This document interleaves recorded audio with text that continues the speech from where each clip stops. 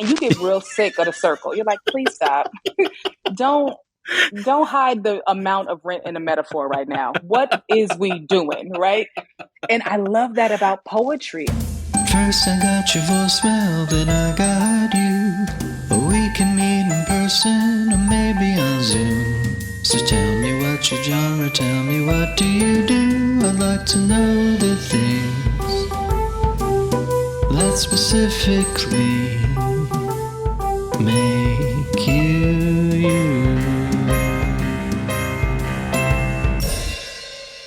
Hello, I'm Tim Barnes. You are the genre, and in every episode of this show, I ask someone about the first genres that inspired them, the first craft that they pursued, and how they feel about that first pursuit now. I do that because I think that by asking those three questions, I can help my guests, or perhaps even you, figure out a path towards being your own genre as a creative person.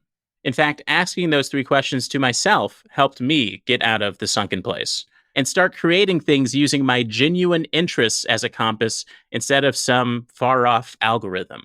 In this episode, I'm talking to writer, playwright, poet, organizer, and educator, Dr. Mahogany L. Browne. And Mahogany and I met in a very interesting way. As I've mentioned in previous interviews, as of late, I've been working part-time at my local bookstore. In fact, it's mainly just one day a week, Mondays, if you want to stop by Taylor & Co. Books in Ditmas Park, Brooklyn. Working there has been an absolute delight. It's given me a new passion for books, even though I will say, this is something that happens at every workplace. When you work somewhere, the things that you sell kind of become absurd objects. This was the case when I worked at a Dunkin' Donuts years ago in Chicago, and it's become the case in the bookstore where you're surrounded by books, so many pockets of intense information. And more of them are constantly coming in. You open boxes, you take out books, you put those books onto shelves, you sell them to people. And you feel like there's no way for me to truly understand what is happening in this ecosystem of published work. So in walked Mahogany L. Browne, someone that I'm ashamed to say at the time I knew nothing about. She was searching for the new Skip Tracer book, Jive Poetic, and also asked if we had a book called Woke Baby on our shelves. I looked for it in the system, we didn't have it, and I said, oh, I've actually never heard of this book, but it sounds really interesting. Turns out, listeners, that Mahogany L. Browne wrote the children's book Woke Baby. But the beautiful part of it all is that this conversation did not get weird. It stayed jovial, we had a great time. And then later, the owner of the bookstore, Andrew Colarusso, a fantastic writer and poet in his own right, connected me with Mahogany saying, I think you two would have a great conversation on Tim's podcast. So you are about to listen to that very conversation. Dr. Mahogany L. Browne's books include Vinyl Moon, Chlorine Sky, Black Girl Magic, and the banned books Woke, A Young Poet's Call to Justice, and, as I mentioned before, Woke Baby. She's founder of the diverse lit initiative Woke Baby Book Fair, holds an honorary Doctor of Philosophy degree awarded by Marymount Manhattan College, and is the inaugural poet in residence at Lincoln Center. Speaking of Marymount Manhattan College, one of the first things that I dove into in preparation for this conversation was her speech to its 2024 graduating class. Take a listen. Wow. Okay, well, you can't take it back now, baby. Congratulations, graduates, professors, parents, and family members of the graduates. I also would like to say thank you to my family, my agent, my friends, my mother who's watching. Shout out to you all the way in California. Y'all have made it through one of our generation's most incredibly scary and painful times. It is a heavy feat to survive a pandemic and write research papers, to witness several genocides and serve as caretakers, to constantly have to tend to your nervous system and still find softness, joy, and the strength to move forward, but liberation for all cost us comforts, right?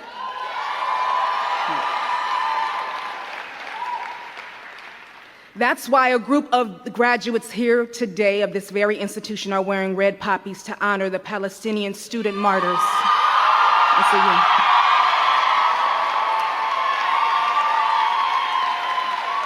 To these students, I offer my sincere gratitude for your steadfastness and your continued efforts to ensure humanity is remembered, acknowledged, and celebrated. Nelson Mandela once said, "Education is the most powerful weapon which you can use to change the world." And Angela Davis offered, "Our struggles mature. They produce new ideas, new issues, and new terrains on which we engage in the quest for freedom." Like Nelson Mandela, we must be willing to embrace the long walk toward freedom. So in my quest for true liberation, I have found art to be a mighty tool. I learned that art can walk the wind and propel our prayers forward. Plays become blueprints, paintings become landmarks and remind tomorrow of the people who are here today.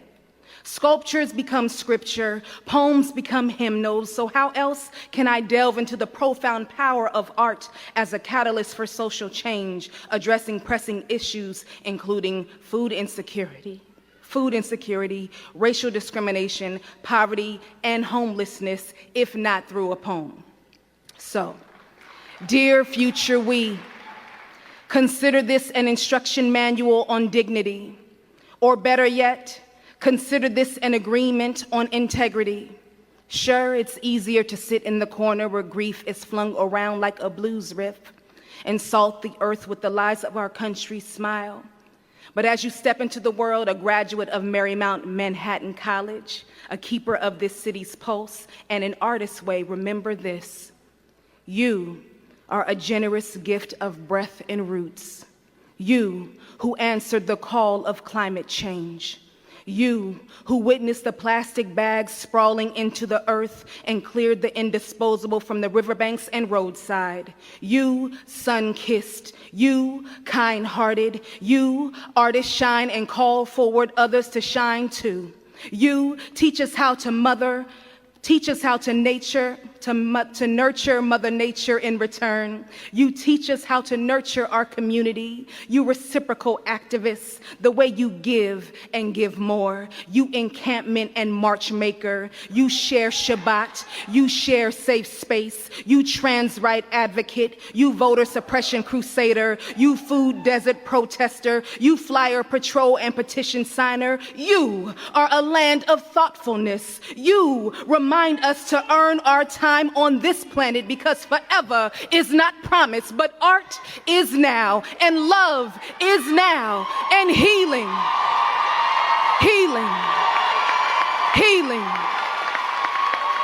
is now. Liberation is a must. We see you, Congo, Sudan, Palestine, Flint, Oakland, and the Bronx. All these oppressed and gentrified, gully-watered, and forgotten spaces are alive with people whose voices guide us towards a more sustainable and just future. How else can I champion your heart murmur, dear graduates, if I don't question the transcending barriers of race, class, and privilege, moving the blood of this towering city's veins, if not through verse? So, we are nothing without this freedom. To write, to be remembered, to be anchor and archive, to be the light and shadow, to be growth, to grow spaces for others to do the same, to write, to be remembered, to be mantra prayer holy, to know we are whole despite the pieces we've given away, to know we be good as good gets, to get up, to fail, to fall, to get up again, to fail at giving up, to pray for those who never gave up on we, to make our ancestors proud, to give our children hope, to bring a smile to our mother's face, to be the smile our grandmothers misplaced, to write and discover, rediscover, to uncover, to hold close the brilliance. Each sapling, each evergreen, each brush and shrub is a promise for a chance to be reborn. This art be a portal for vibrant murals. These songs be forgotten grandparents' voices singing in our dreams like a lullaby. If we are our ancestors' greatest efforts, if their heartbeats are the score guiding our moral compass, if we are truly a part of a larger spiritual source, then why are there so many languages in which we dishonor ourselves?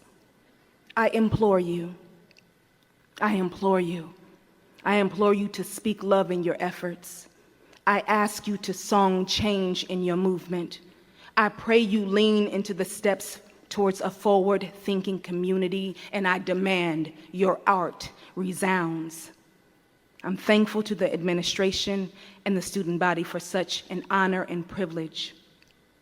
So I'll leave you graduates of 2024 with this one question. What are you fighting for, and how do we all get free?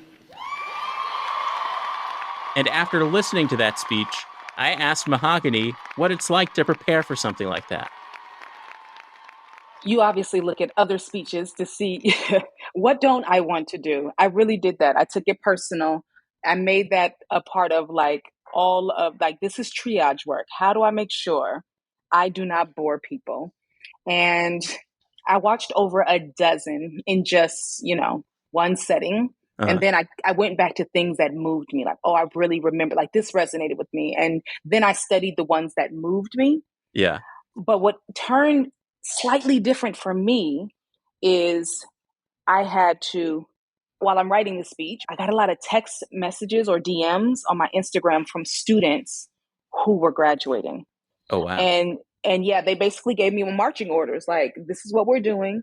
This is how, we want to honor the Palestinian student martyrs. You don't have to base your speech on it, but can you acknowledge it? Yeah. And obviously I was not only will I acknowledge it, but I'm shouting y'all out and I'm putting it into the poem. So those were the major things for me. One, how do I make sure I don't bore folks? But I did want to make sure that whatever I said, I was honest about what I wanted to say. What is something that we really need to remind folks when they're graduating? And what wasn't I told, right? I wasn't told, it doesn't matter if you have a degree or not. I came into the degree programming well after my 20s. I left sophomore year of college for a job in New York. So I was aware of the ways in which people looked or didn't look at me because I didn't have that degree. So I wanted to, give some padding for that. Now you have this degree, but there's a different obstacle that you're going to have to deal with, right? It's not just, I have a degree and now I deserve a job. No, now you're going to deal with the other stuff. Here's people who have been doing what you did, but through life's work. And how do you make sure you equalize that playing field? How do you make sure that the work you're doing matches the degree you're fighting with? Yeah. Or does it complement the work you're doing? Because not everybody goes into these programs with, say, a psychology degree and come out a psychologist, but they're social workers or they're teachers, and all of those things that they learned in those programs begin to help, this new life's journey. And so I wanted to give some of that ease of just be the artist, take this moment in. It's going to be difficult, but you've already done some of the hardest work of your life. Yeah, it's such a perfect space for you to give a speech, I feel, because going through some of your poetry, it feels like a lot of the interesting points of introspection that you tackle are these kinds of moments of transition. Mm-hmm. And you have this great sense of the connection between everything. I love how your poetry, it gets into the abstract spaces, but then it's often grounded by really real things. It doesn't keep floating out like some poetry does. You call things out for what they are. You're not abstractly describing gentrification. You are using that word. You are using these specific points that ground me as I read it. Thank you. I think that's some of the largest part of poetry for me. I fell out of love with poetry several times, again and again. But what I realize is most times that I fell out of love with it, or so I thought, it was because they didn't speak it plain, And as someone coming from South Central LA, the difference between someone speaking it plain and someone just running in circles, and you get real sick of the circle. You're like, please stop. Don't Don't hide the amount of rent in a metaphor right now. What is we doing, right? And I love that about poetry. I think the people who move me the most, Amiri Baraka, Sister Sonia Sanchez, like he said it plain, Amiri Baraka, poems are bull. Poems, if it ain't a bullet, you know what I mean? And that's the truth. What is it doing? The poems Yeah. are great, but the poems are instruction manuals for living. So is it helping our living for all, or are we just out here writing pretty fluffy things so we don't have to think about whatever? And sometimes, those two go hand in hand. You have someone who has the capacity to look at that nature poem and see, okay, this is how climate change is affecting. And then you have people who have the capability of looking at a nature poem and saying, I don't have time to talk about nature. Yeah. Because I can't even afford water. Yeah. I don't have time to talk about nature because I'm working 2 jobs and my rent went up 3 times the amount. You want to talk about nature and I'm trying to talk about survival. Everything I make, I try and add those highs and lows, so to speak, like always cutting to the point. And that is a very, would you say it's a very New York Black thing too, but it is a very California Black thing, especially with, both sides of my family are from like Louisiana and Mississippi. So Same. there is, Louisiana, oh, really? Texas. Mm-hmm. Oh, wow. Yeah. Yeah. So there's flowery language within that sort of Southern swag, but then there is often so much cutting to the chase, so much, being a kid, they cut through the noise of you do not want to get read by a kid, honey. They are like, look at you. You 42 walking around like you're 6. And anyone else say you're immature. They're like, no, let me be specific. Like, you're worse off than me, and I just got here. What's going on? I've heard kids talk to adults like, why are you crying about that man not liking you? You like yourself. That's enough. I've heard young people, 7, 8, 9-year-olds say this to a 36-year-old woman and be like, wow, you got to it. And you're right. I didn't have any to just say that. That's the truth. And then outside of that, I guess there is I feel like there's a lot of small talk I found with the older people in my family can be very flowery. It's not very direct, but it's often reading between those lines. And the things between those lines are quite serious, I think. Well, the subtext requires a certain kind of learning, understanding, and actualization. The subtext also, more times than not, takes a lot of the ownership away from the teller, right? It's like, well, I said something, so it's up to you to figure it out. What? Baby, tell me, what is it? Like, I mean? Get to it. So I think subtext is, it really is a part of the American fabric. If we think about it, we don't get to just say it plain, because when you go to the court of law, it's like, well, you said this, but if I said something around there, and you can, surmise, am I in breach of contract? Yeah. Am I in breach of my NDA contract? Like, you have all these legalized ways that they think about language that has bled into our everyday interactions with one another. Yeah. And really, it took it away from us. It took the flight out of us, I believe. I think if people would just say it plain, like, no, you are good at this, but this is not yours, right? Like, amazing poet from Cali. Her name is Sister Jihad Zainabu. This was just her in the middle of a set, like a segue, getting ready for a speech. And she said, the reality is, no one tells y'all no enough. No one said, no, this is not yours. So some of y'all who are dancing should be directing. And some of you who are trying to play music should be singers. And some of you who are singing should be sitting down and taking notes. Everybody can't do it all. It's not all for you. I know some of y'all grew up in this participation awards era. Yeah. But no, just because you're good at something does not mean you deserve the win, because your talent needs to match your initiative. Your talent needs to match your drive. But you can't say that because people's feelings get hurt. We have mental health issues and all these other things. Cool, because those are true too. But am I of service to you, or am I hindering you? And I think at this point, we need to really start being clear about us having weird messaging in hopes that they can glean the sharp truth from it. And if you can glean the sharp truth from it and hold it, then you're responsible for your own cuts. But if we community, then let's just be honest and say, this is how we all get free. And it ain't going to Yeah. be pretty. It's going to be uncomfortable, and you'll be okay. You'll be Well, okay. I promise. It goes away.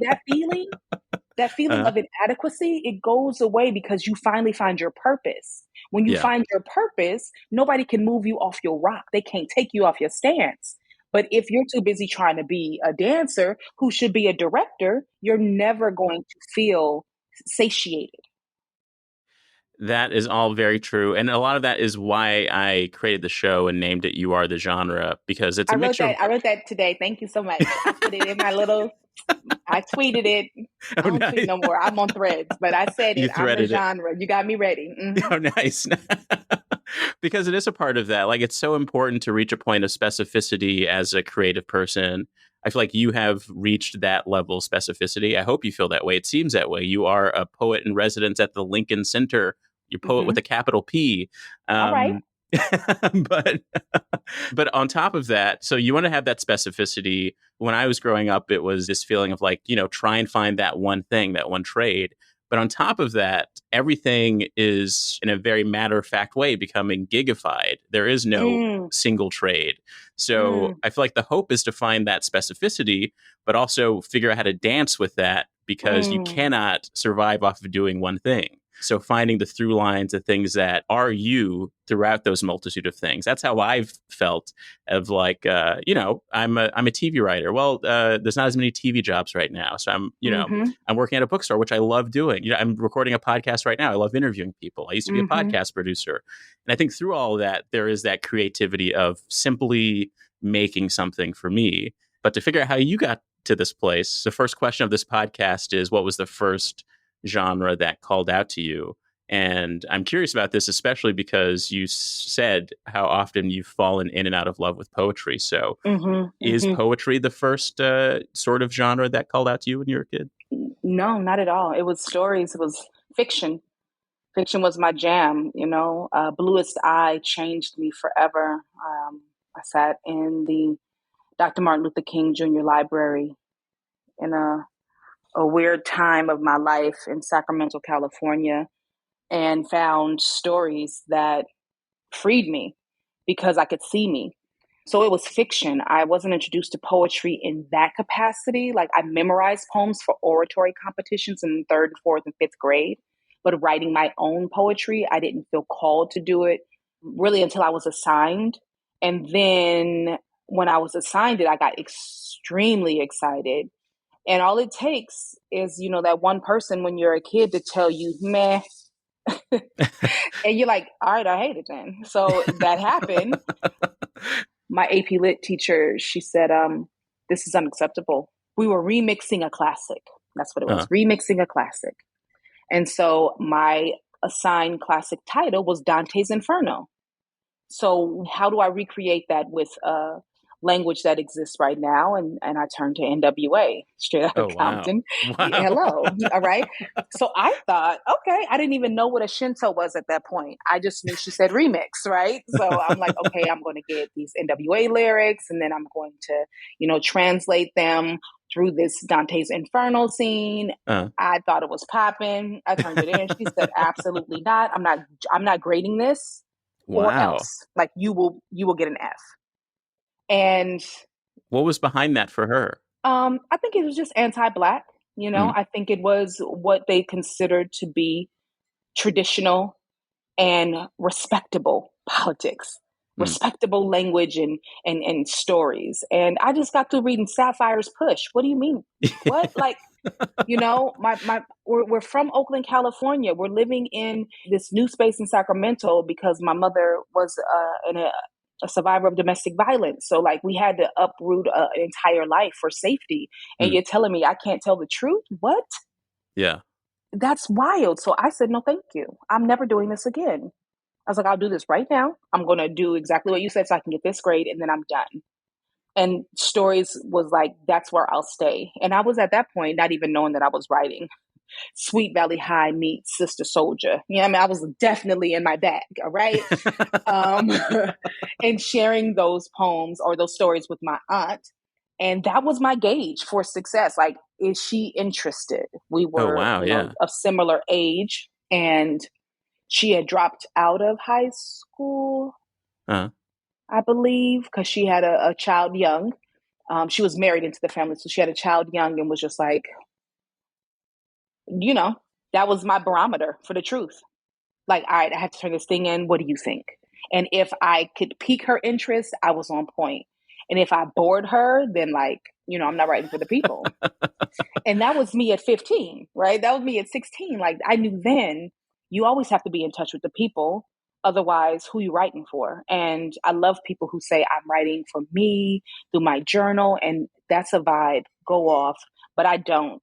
I feel like I write through my folks. I write stories for my people to be seen, to feel liberated, and to be remembered.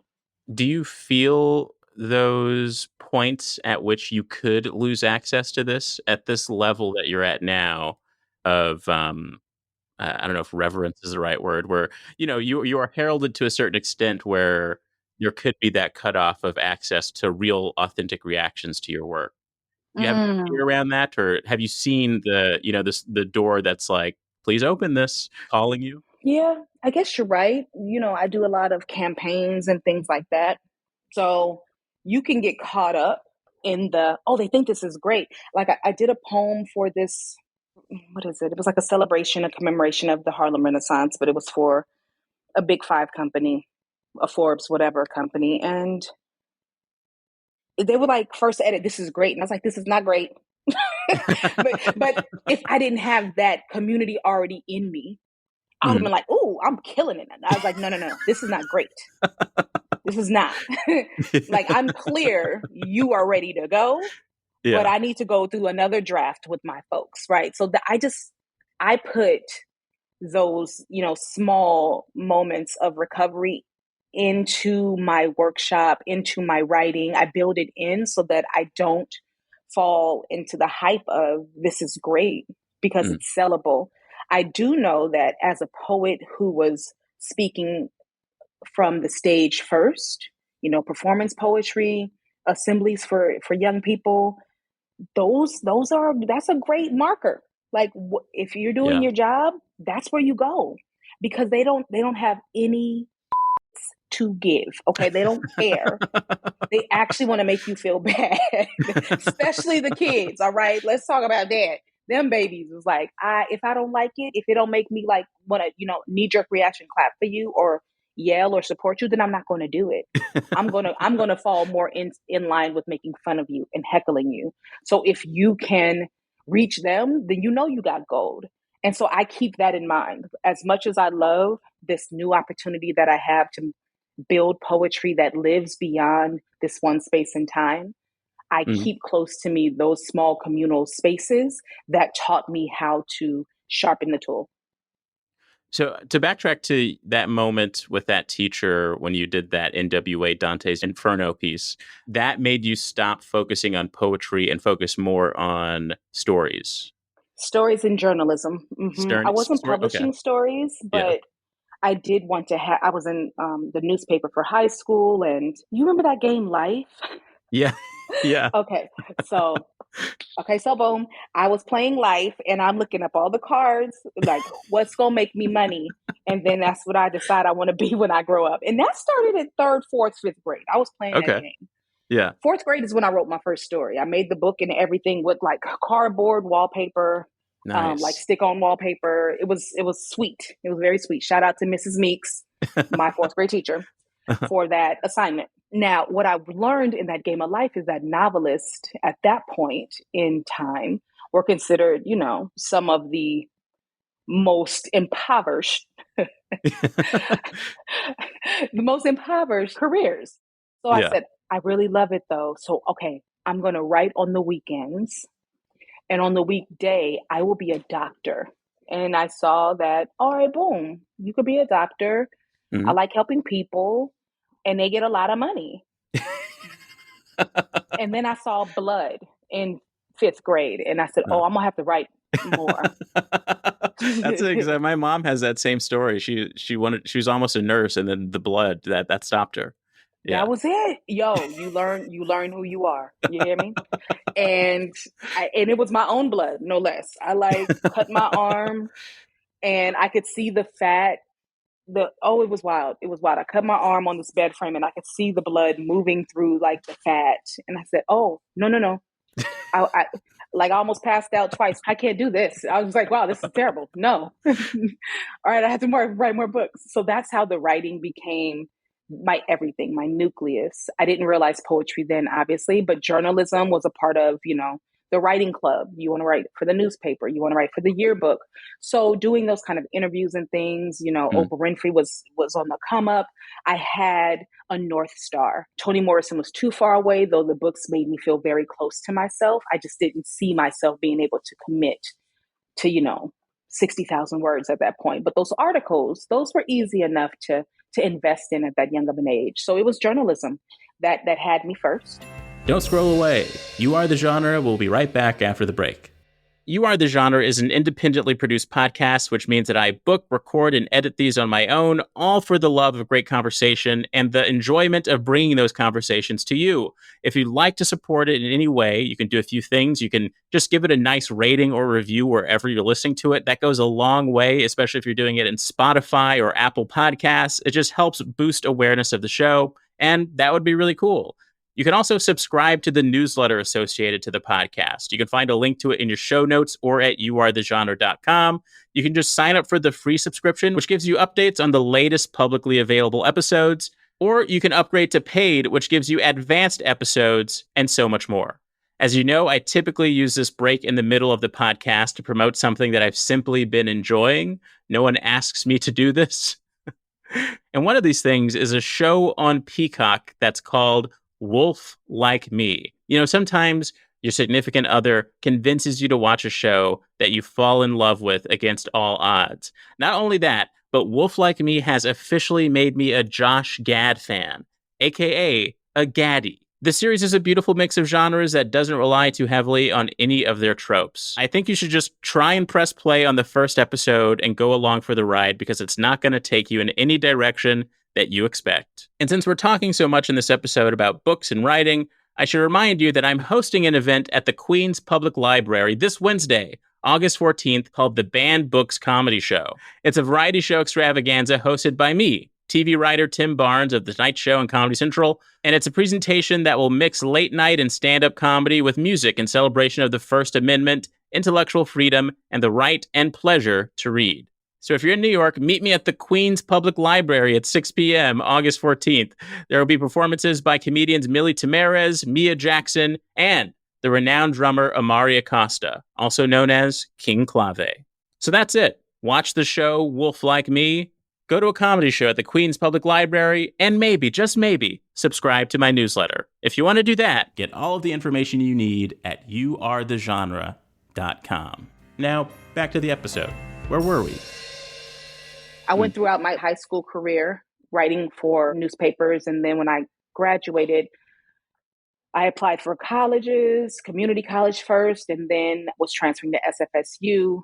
While doing that, I was interning at a hip hop magazine in Oakland that then turned into another hip hop magazine, very small magazine in New York City called XXL.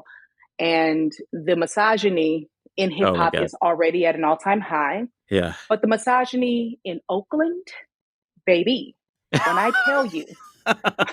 You had some of that Black Panther misogyny. Yeah. Oh, no. Because, it's either Black Panther, it's either Black Power Fist, and then misogyny there in the ranks, or it is pimps up, hoes down. Oh, okay, right? okay. It's the Mac.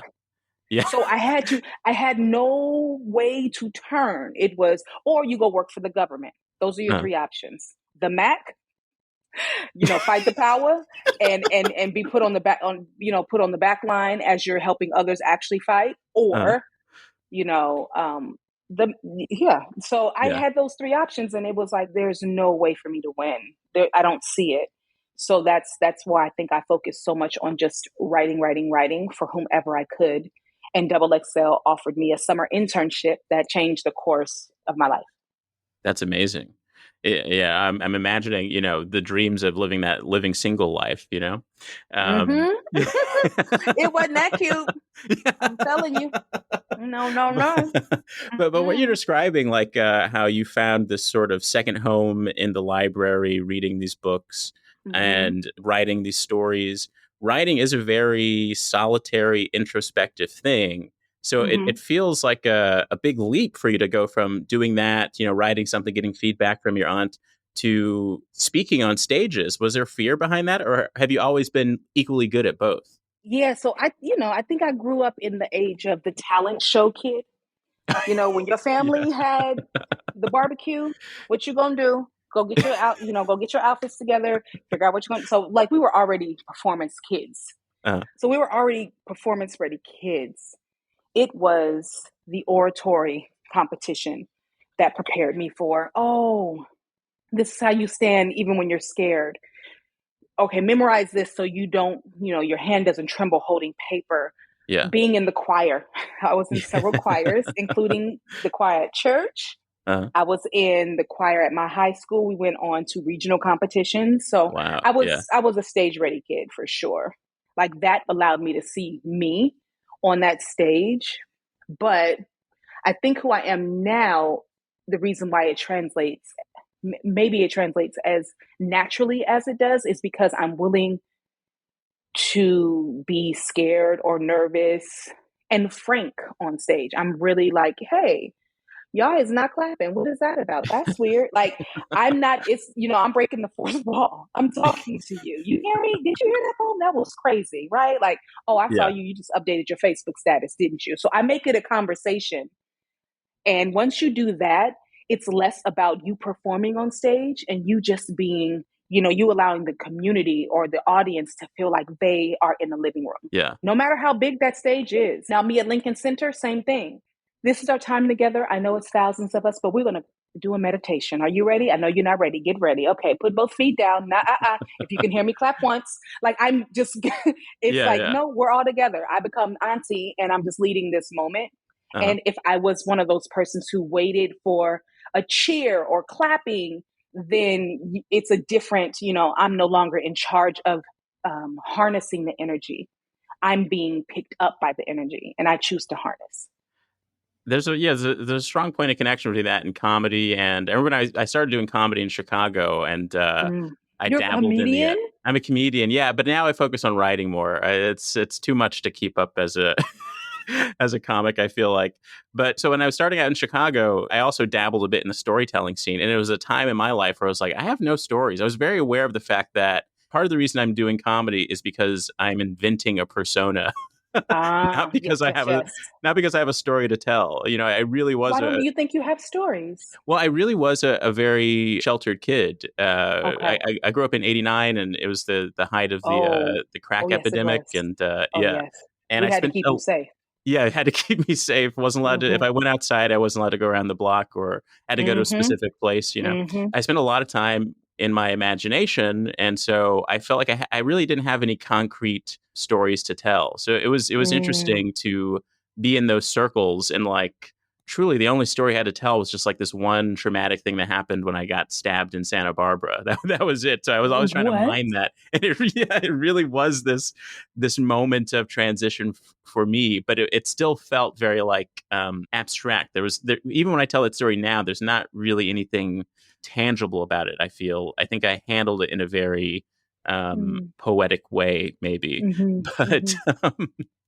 I say all that to say, like, I was kind of jarred by the competition element of storytelling. Like, you're at Ah, these shows it's like where a they're slam. yeah, it's like It's like a slam. yeah, yeah. And so yeah, like when you started performing your poetry, was it for the some of the competitive elements of it, or what were you getting out of it? Like with stand up, you are getting the laughs every 5 to 10 seconds. And I think the point of connection that I was trying to make was that you start to learn these little tricks about how to get the audience engaged and to make it feel conversational. And so for me, the biggest thing that I learned was simply saying the phrase before I get started as I'm starting it. So tricking them Mm. into thinking that the show hasn't started, even though it Mm-hmm. has. That's so smart. Yeah, I'm not really, okay, so I don't understand storytelling as a competition. I know the Moth is big. I've performed with a Moth style series before, and I'm creating my first story for the Moth series, but I don't see poetry in the same vein, even though I know they share us the same body. You know what I mean? And I've listened to people tell stories before and knew on sight, oh, I'm going to hate this. Like, I already don't like them. Like, this is wild. And then they do some, they get it going. I'm like, whoa, that was so cool. I wasn't anticipating enjoying this, right? Yeah. Like, I did not know that you could bring me that much closer to something that did not feel welcoming, like just by your virtue of you being you. And whatever those biases are, when you see a person walk on stage and decide, no, you're not my people. I don't want to, I don't know. I don't want to hear this. And then you're like, oh my God, that was great. Thank you, more. So I know I don't have it in me. I know I don't all the time think of those as the same. But I think I learned from it very much just on how you bring folks closer. And I think those stories, like, you have to build that muscle. I'm not good at the landscape building, the world building. It takes me time to do that. And I think because I'm coming from a performance poetry space specifically, that requires you more times than not to be 3 minutes or less, unless you're in the UK. Okay, then you have like 8 minutes. Oh, wow. In the Americas, it's 3 minutes, and it's really 2:45, or you'll get a time penalty when people clap, right? So I'm used to in and out, get in and out. How do you tell the biggest story, this poem? How can it exist for all walks of life in this small amount of time? And that means you have to work on your sound bites. That means you work on your delivery. Sometimes the things that I think is really the poem is not the poem. And that's what I'm learning from story, is that you have more time to, world build, and people are okay with going slow, but you got to get to it. Don't play in their face, because if it's not good, they too will not clap.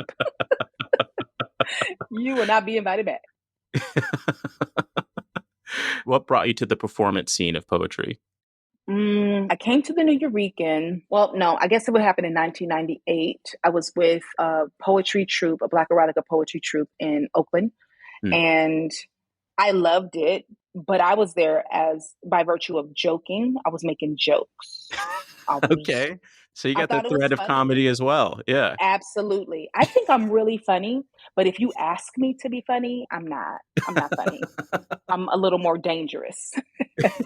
I'm like, no. Let me talk about your shoes. Like, I become I play dozens then. It's not the same. So it was there in Oakland that I was doing open mics and performing alongside this troupe. And then we did an HBO special about maybe 2 years before Def Jam even got picked up. Def Poetry Jam got picked up. So it was the first poetry that was on HBO, and super cool. But it left me wanting more. Honestly, it was like, the community wasn't what I thought it was going to be. It was a lot of, feeling like you weren't welcome or you shouldn't. It's cliquey. It was cliquey. That was the best way to put it. And when I just decided, okay, no more poetry, and I came to New York as this journalist, I loved poetry and I still had it in the back of my mind, but I let it live in my stories. So my feature, where I interviewed Khalees, had a lot of, lush language that would normally be found in poetry. So much so, I think I did one too many times. My editor was like, look, Mahogany, you can't be writing all these poems and shit. Like, Beanie Siegels don't need cascading in his, in this feature. And I was like, yeah, the light did cascade. Because that's what street lights do. Yeah. A light and it's cascading down. It's very specific to the moment. And he's like, no, don't do that. No more. And you need more curse words in here. Shout out to Elliot Wilson. He absolutely said you need more curse words. So I'm like, oh my God. So yeah, it wasn't a hand in glove fit. It was me choosing my own adventure. And when I could get away with a little bit of poetry or poetic language in these stories, I would do my best. I would do my all. After one too many of those, you're the only woman in the room. You don't necessarily feel safe, having these discussions or interviewing certain people. I think the final straw for me was during the interview, he threatened a pistol with me. Oh, wow. And I was just like, okay. And we're driving on the FDR, fast. And I'm like, I got a 3-year-old at home, and you want to pistol with me because I asked you a question for this interview. Mm. Okay. And it wasn't one of the questions that you think like, oh, you asked about, something salacious. I asked him who his mentor was. But I'm from the West Coast. He's from the East Coast. He didn't understand my lingo. Uh, And had it not been for his homeboy who I had like been talking to while we were waiting for him to finish a photo shoot, I wouldn't even have that blessing of someone giving me the benefit of a doubt. Right. He was like, no. I don't think you hear what she's saying. She's not yeah. dissing you. She from Oakland. He kept saying, she from Oakland, bro. She from Oakland. So he just kept saying that to make the person who was threatening me know, like, no, she don't talk like us. Oh, yeah. Yeah. And then he said, oh, you from Oakland. Okay, so what that mean? And as soon as he said that, I said, who's your mentor? Uh, He's like, oh, Run DMC, word up. And I was like, all right. Can you pull over? yeah. That's all I need. I'm good. He's like, no, we're going to the party. I said, nah, I gotta go check in. Gotta check in. Let me out. And he pulled off the FDR within, 2-3 minutes. And was like, all right, we're going to see you at the party. That corner is great. That's great. Thank you. And I never saw him again, thankfully. But that was it. That was the beginning of the end for me, where I was like, not even my body is safe. I'm here trying to write stories about things that I love, music that changes me, a community that changes me. And it's not clicking. I'm not safe. So where do I go now? And that's when I returned to poetry. Just so happened my HBO special got picked up for another, I think they they can sell a segment. Yeah. And so they ended up selling that segment 3 times, to which I only got paid $97. Oh, wow. Exactly. Yeah. Only got paid $97 once, but they sold that joint 3 times. And one should be mad because they absolutely took advantage, but I recognize that also was, my lifeline. So someone saw it. They saw me in New York. I was like, oh, did I just see you on TV? Oh, yeah, you did. Because it was also, erotica. So you have to be mindful that they can get a little weird and gross. And I was just like, yeah, that's me. What's up? He's like, oh, no, I run a poetry venue. I wondered if you want to feature. And that was it. That was January 7th was my first poetry feature. And January 7th, 2001. And I haven't stopped doing poems since. That's incredible. I just realized that we probably answered while also skipping past like me actually asking the second question, which is what is the first craft that you pursued? Oh, yeah, we answered it. We answered. But what was it? Was it journalism? Yes, journalism was the first craft that you pursued. So I guess now we can kind of start to tiptoe to the final question, which is, what is your relationship with that first craft now? Like when you think about that pursuit in journalism, how do you feel about it ultimately? I don't. I realized that journalism for me can exist in other spaces. I was into the truth of it, right? Like the stories that we rarely hear or see or acknowledge or remember. And I'm able to do that same kind of storytelling, that same kind of archiving through journalist means by interviewing folks and then writing the poem. So my journalism very much still exists. When I think of what made me fall in love with writing, which is fiction, I'm writing my first adult fiction. I've written 3 YA novels, 1 in verse, 1 in prose, and the last one that's coming out in March is, not last, but the next one coming out in March is novel through story. So each of the stories are interconnected. Yeah, it all comes back at the end of the day. I feel like I love what your title is, which is I Am the Genre, because I feel very boundless with my writing. While poetry is the nucleus and it lives in everything I do, it is because I'm not allowing them to constrict me just to the page or just to performing or just with, a band no, my poems get to live everywhere. They're on the side of a building in Kingston, New York. They stood outside of this makeup space in Dumbo. There are postcards. There's a mural of me and Sister Sonia Sanchez that lived at the Brick Arts House for a season. They're on T-shirts.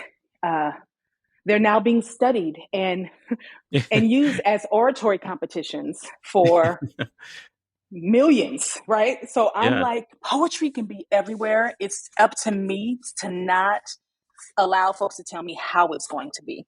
And sometimes you have to argue with people who are there to protect you and who love you. You know, even my agent at one point, shout out to Charlotte Sheedy, she saw my work because of Jacqueline Woodson and said, I think you could do it all, Mahogany. So, you know, let's be intentional. To which I said, absolutely. Then there were some projects that I really wanted to do. And she would say, you know, I don't know. You're a serious writer. Now, this is the woman who was Audre Lorde's only agent. This was Mm. the woman who was Mary Oliver's agent before she passed. Good friends with James Baldwin. Rest in peace. Like we have, like she's an OG in the game. Yeah. Yeah. So I understood what she was saying, even though I had to push back and say, no, all of this is poetry. All of it. And serious poets need to be everywhere. You're not just going to find me in the schools. I'm not just going to be in your Norton anthology. I'm going to be everywhere you turn. So for my poems to now live on the side of buses and in train stations in New Jersey, like huge, huge. And I still want my poem to be next to the Carol's daughter, you know, because I'm two strand twists my hair all the time. I want everything in life to be touched by my poems, everything, because I'm a part of the living. And once we show folks that we are genreless, we are boundless, we thrive in a different way.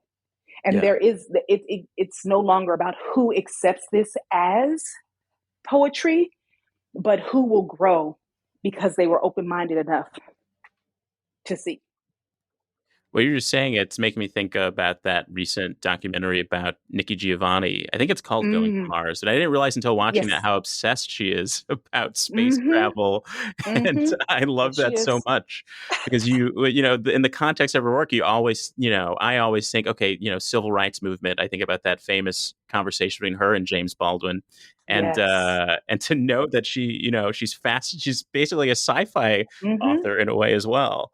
And I do think that there's a connection between your poetry and journalism because in reading some of your poems, they really do feel like capturing a moment. It made me because I'm one of those people who's like, what is poetry? I don't know how to get into get into poetry, Yeah. but you capture these very specific moments in a way that is personal sometimes, but then also is about something with a much broader context. And one of your poems that stood out to me is the one called Inevitable. I read this on poets.org. And it's so straightforward in a way, but I love how it tackles your this is true, right? Sometimes like, is this fiction or is this true? This is real because it's written first That is person. It's real. about your daughter.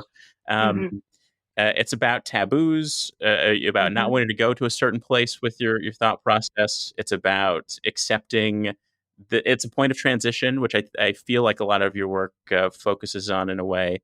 And it's about almost accepting the through line between your humanity and your daughter's humanity. Seems Yeah. like. And you're capturing all of that, and it feels like this was an instance in your life that you put into stone with your words. Yeah, I love that. Thank you. It was a true moment. And it went from, oh, this is so funny to like, this is so sweet. I'm just taking a picture of her going to her first dance. To me, remembering, well, my first high school dance was crazy. When I think about it, like, whew, do I want, like, what? Yeah. Like, and really walking myself off of the helicopter mom bridge, like, no, girl, let her live. Yeah. She's going to be fine. You've done your part. And just keep the door open for conversation. But if you try to take away her autonomy, even for her, like, sure, we need to be parents that are there, available, accessible, understanding. I grew up with kids who had very strict parents, And they were wild cards. Like, you never knew what you was going to get, honey. They, and it's funny enough, I had less supervision because of, like, you know, our setup where my mom had to take on several jobs and we were, you know, it just was different. Yeah. So I was very much a latchkey kid. So I ended up being more like the strict parents' kids, like what they would think, like, this is what you should do. I'm at home reading. I don't want to go outside. I don't care. And when I'm outside, I'm only with my cousins. So, like, I'm with people that, you know and trust. And I just remember thinking, well, I don't want to lead her to a place where she thinks she has to lie and cheat and do, like, put herself in harm's way because she just doesn't know how to say, I'm wondering about, you know, like, this boy likes me or this girl likes me, or what is this feeling? And I'm like, oh, that's called horny. Like, I'm not hiding it from you, girl. Like, this is it. This is your body. This is yours. Now, you can't do everything because you don't pay nary bill, but we can have discussions about it. Yeah. Let's keep it open. Let's keep the conversation open. That's all I want. So watching her go up there was that moment. It was all of that. All I'm saying now into that one little breath, that exhalation was me being like, I could go in there and stand in the corner and do the mom chaperone thing and helicopter. Yeah. Or I could trust that she's going to do what I raised her to do. And if she wants to do anything else, that we can have a conversation about it so we can talk about the pros and cons and she can make, you know, she can choose wisely. There's something. Like, why do you think we do this? These high school dances and things like that. I was the type of kid who was never excited about them. You was weren't? like, what is this? No, like, what is this, like, fake wedding that my family wants me to? Oh, the homecoming prom thing. Well, that is like, what is all of this? What is all this? I think they sell us. Look, all right. Most of us grew up on the Cinderella, right? We grew up on the fairy tale. We just want that big ass dress moment. We just want to sparkle, sparkle, shine, glitter, glitter, cute. Yeah, yeah. You want the fantasy. I think that is why, because I think you realize real quick, oh, not all of us is going to make it to married age. Oh, yeah. Think about, you know, the age of people once we were, like, being drafted into wars. Not everybody saw marriage. So high school homecoming, I think, became like the precursor. Like, you get there's some shimmer of this night is yours, one night only, under the stars, forever my lady. Shout out to Jodeci. Like, make it last forever. Like, here it is. Here's your one thing. This is your night. And you will remember it forever, honey. You remember. That makes a lot of sense. But it just feels like this weird thing where it's like, you know, your parents really want to take a picture of you going out on a date or something. It's something about it is a little odd to me. That's so funny. Like, I can't imagine. You're like, I don't trust any of this. I don't trust any of it. And it's, you know, every sitcom is about it too. No dad likes it. You know what I mean? I can't imagine being a dad excited about it, you know, but at the same time, you want it. It's weird. Yeah. You're like, you don't want your baby not chosen. No, you want your baby not chosen. That's crazy. You want them sitting there going to a prom with their cousin. Why? What is happening? I'm confused. Why? They're like, you're going to be with me forever until I need you to get out of my house. Yeah. Care of you. Which one is it? Yeah. And then there's always that point of, like, you know, you never want them to date, but then at some point you start begging them for children. So, which one is it? Hello? Okay. You hear what I'm saying? You're like, all right, which one, babe? Which one you want? Yeah. Because I have to start somewhere. It doesn't just happen. That's not how it goes. It doesn't just occur. And now we're here. No. It's not how that works. You have to work on it. Otherwise, you're going to have people who are, like, super awkward and not awkward in oh, that's cute. Yeah, not cute awkward. It's like, oh, that's serial killerish.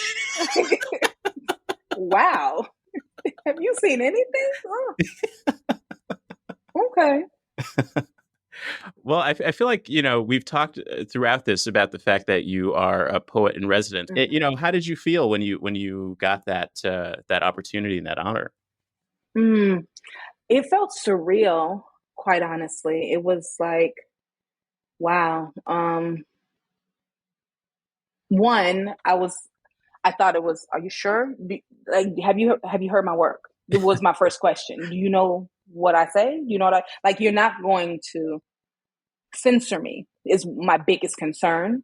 And that's absolutely what they were not trying to do. So I was very lucky in, Jordana Lee finding me, and providing me the opportunity with a very clear understanding that we want Mahogany Browne for whatever Mahogany wants to do, not we want Mahogany Browne to then turn her words and edit her into a biteable size of poetry. Like, this is great for no shame to people who post their things online, but like, the difference between a poet who is studying the craft and worried less, like they're worried about the integrity of the line rather than the virality of the post. Oh, yeah. So that was a nice way to say it. I hope it was, because I think it's room for all of us. Like, Yeah. There's all kinds of poetry. I don't think there is like, oh, you aren't a real poet if you. I'm just like, oh, it wasn't great. It didn't feed me. I'm sure it's going to feed someone. And once they get full on the candy, they're going to need sustenance. Yeah. And then that's where the other poets come in, because you need palate cleansers. You need people to pique your interest. You need to be reminded that, oh, all of this can be, like, the way I walk can be a poem. The way I talk to someone, the way I talk to my neighbor can be a poem. The memories that I hold, how I regurgitate them and put them in story, that's poetic. Yeah. So you need all types of poetry. There's a spectrum of it. It isn't linear. It isn't one way. It isn't you start off here and then you're Emily Dickinson. It isn't that. It is, I'm trying all along. Now, some people believe in perfectionism and they think you got to come out and be Kerouac and Bukowski. But even those people were not great. They had to be bad somewhere. They had to start. And what do you think would have happened if everything was so fast, ready-made, perfect? We wouldn't have, the flawed humans who allowed us to grow into our own humanity without them.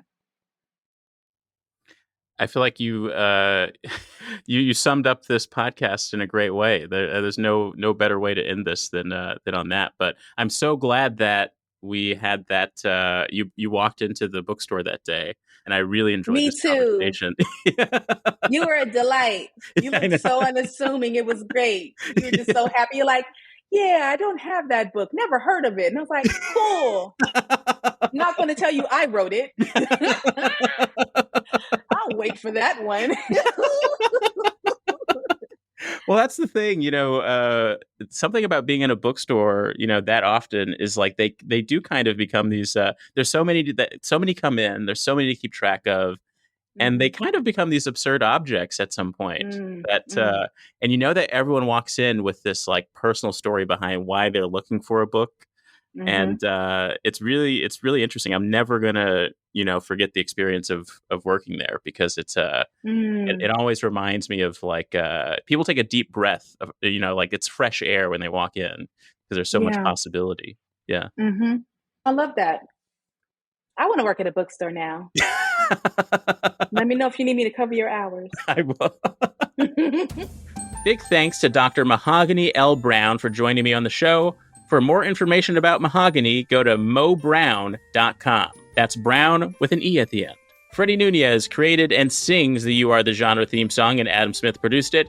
Next episode, writer, filmmaker, and segment director at The Daily Show, Chinesha Scott, joins me on the podcast. But you can listen to that a week ahead of the normies by becoming a paid subscriber to my newsletter. This is Tim Barnes signing off with your weekly reminder that you are the genre. First I got your voicemail, then I got you.